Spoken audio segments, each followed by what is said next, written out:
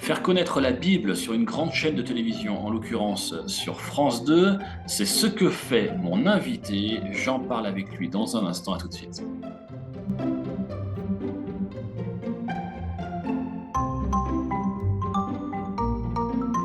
Chers amis, bonjour, je suis heureux de vous retrouver encore aujourd'hui pour une nouvelle séquence de l'invité de Pascal, avec un invité que vous connaissez sans doute, il s'appelle Éric Denimal. Bonjour Éric. Bonjour Pascal. Alors Eric, j'aimerais que tu puisses te présenter, parce que moi je te connais, ça fait quand même une paire d'années qu'on se suit mutuellement. Tu habites à Valence, où j'ai vécu les 20 dernières années, mais peut-être que certains spectateurs ne te connaissent pas. Qui es-tu? Que fais-tu? Qu'as-tu fait au cours de ta longue carrière? Oh là là, c'est gentil de me vieillir comme ça très rapidement. De ma longue carrière, disons rapidement, hein, j'ai grandi avec une instruction religieuse protestante. J'ai eu une expérience de conversion autour de mes 20 ans. Je me suis orienté vers une formation biblique et théologique. Je suis devenu pasteur avec un ministère très particulier parce qu'en fait, j'ai pas été souvent pasteur. J'ai souvent travaillé dans tout ce qui touche la communication. J'ai commencé à la radio avec Radio Évangile, qui a fort longtemps maintenant, avec quand même une période très intéressante à Monaco, puisque les émissions étaient diffusées sur RMC. Et puis j'ai travaillé avec l'Alliance évangélique dans tout ce qui touche la communication. J'ai comme ça été journaliste pendant une dizaine d'années, avec la responsabilité d'un hebdomadaire protestant. Mhm. J'ai travaillé pendant une dizaine d'années aussi comme éditeur à la Ligue pour la lecture de la Bible. J'ai travaillé à toutes sortes de communications diverses et multiples. Et j'ai écrit des bouquins qui Ah, ont tu es eu... l'auteur de plusieurs livres, dont quelques best-sellers. Quels sont les livres qui sont les plus lus, les plus connus parmi ceux que tu as écrits? Alors, naturellement, ma vitrine, c'est la collection pour les nuls. Dans la collection pour les nuls, hein, c'est la Bible pour les nuls qui a remporté et qui remporte encore un énorme succès, euh, qui est à 180 000 vendus aujourd'hui, avec une dizaine d'impressions, de réimpressions, d'actualisations, ou même de versions, hein, brochées, reliées, en poche, enfin bref, Mhm. on a décliné.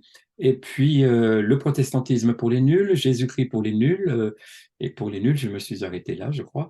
Et puis j'ai écrit d'autres ouvrages. La particularité, c'est que depuis 2005, depuis la Bible pour les nuls et le succès de la Bible pour les nuls, je n'ai plus fait que des ouvrages, je n'ai plus écrit que des ouvrages qui ont été commandés, et commandés par des maisons d'édition non confessionnelles, non chrétiennes, mais toujours sur des sujets bibliques, ce qui fait de moi, paraît-il, un grand vulgarisateur français. Mais étant donné que nous ne sommes pas très nombreux, c'est facile d'être grand. Alors, Eric, depuis quelque temps, tu as développé une nouvelle activité avec la télévision et tu réalises une émission pour Présence protestante qui s'appelle Ma Bible. Comment est-ce que, avant qu'on aille sur l'émission Ma Bible, comment est-ce que ça se présente, les programmes de Présence protestante? Alors, le programme de présence protestante s'inscrit dans un programme religieux qui est diffusé le dimanche matin sur une chaîne importante du service public, France Télévisions, France 2. Et donc là, il y a un contrat entre France Télévisions et toutes les grandes confessions religieuses du pays. C'est la raison pour laquelle le dimanche matin, il y a une obligation de la part du service public à donner une tranche horaire pour chacune des grandes confessions religieuses qui sont présentes en France. Et naturellement, le protestantisme fait partie de ces religions qui existent en France. Et là, nous avons, en tant que protestants, une demi-heure tous les dimanches matins à 10 heures sur France 2, donc, et la matinée est partagée avec les orthodoxes, les juifs, les catholiques, les musulmans, et même la libre pensée. Alors, toi, tu t'occupes d'une émission en particulier qui est donc diffusée dans le cadre des programmes de présence protestante. Cette émission s'appelle Ma Bible. Comment est-ce qu'elle se présente? Quel est le concept de Ma Bible? En fait, c'est une idée que j'ai partagée avec Christophe Zimmerlin, le responsable du service de télévision de la Fédération protestante de France. Mhm. Euh, Nous avions envie, et surtout moi, c'est parce que c'est mon ADN, nous avions envie de parler de la Bible, pas simplement de façon extérieure ou périphérique, mais entrer davantage dans le texte, étudier un peu le texte sans que ce soit trop savant, trop théologique, mais pour faire aimer le texte biblique, d'une part, le faire connaître, le faire aimer, et puis montrer que finalement, ce texte, qui est un texte ancien, bien sûr, peut avoir des résonances aujourd'hui dans notre quotidien, pas simplement au sein d'une communauté religieuse, mais pour l'ensemble d'une société, si elle est un peu à l'écoute, Mhm. et même qui peut permettre d'analyser le temps dans lequel nous sommes et le comportement des personnes aujourd'hui comme hier. Voilà, ça c'était une envie forte Tu avec restes dans un ton ADN de vulgarisateur de la Bible.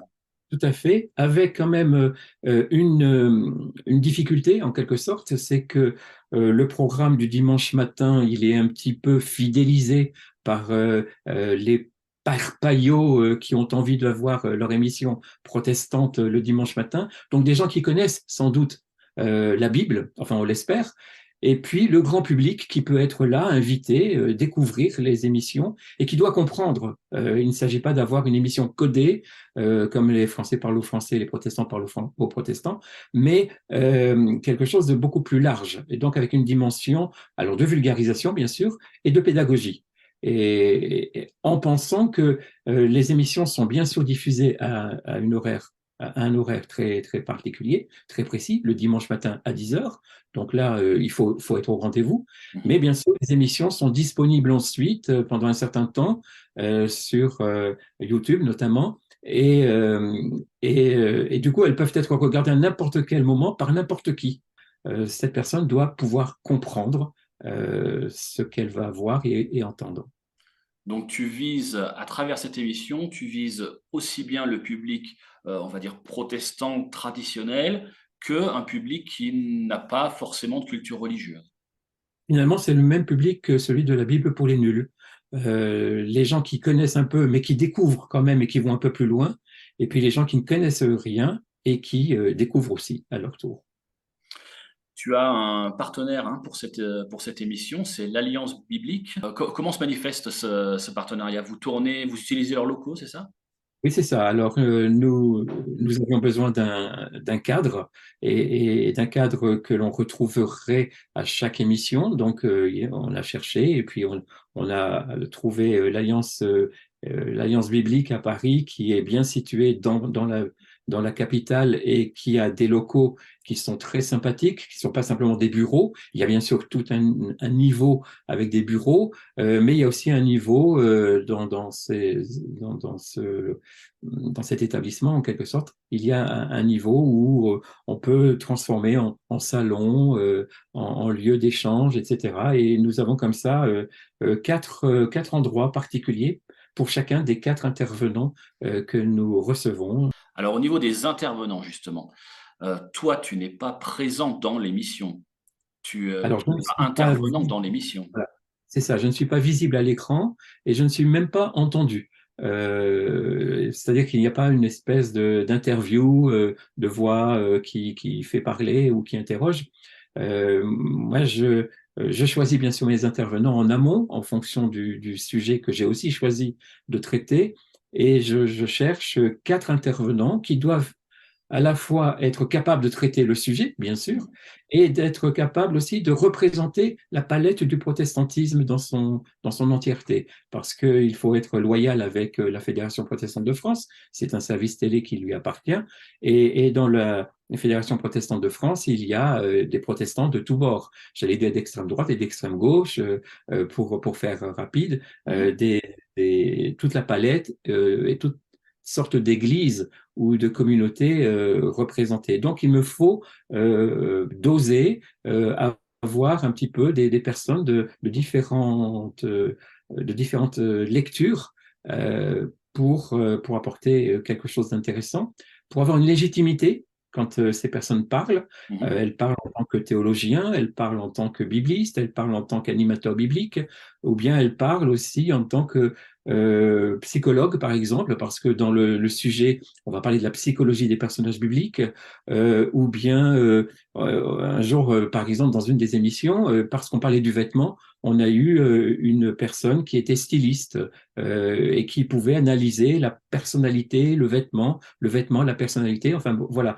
Donc, apporter dans l'émission des lectures différentes qui arrivent dans le texte par un chemin peut-être improbable, inattendu, mais Mhm. qui va permettre de mieux comprendre une ambiance, une situation et les réactions des personnages bibliques dont on parle.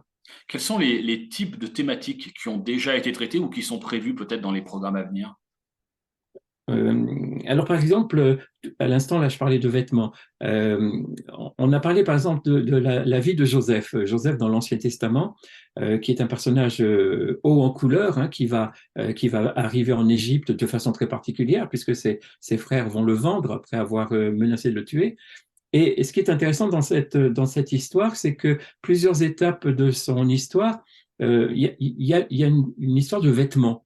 Le vêtement que le père a offert parce que c'est l'enfant préféré et qui va susciter la jalousie, qui va matérialiser la jalousie.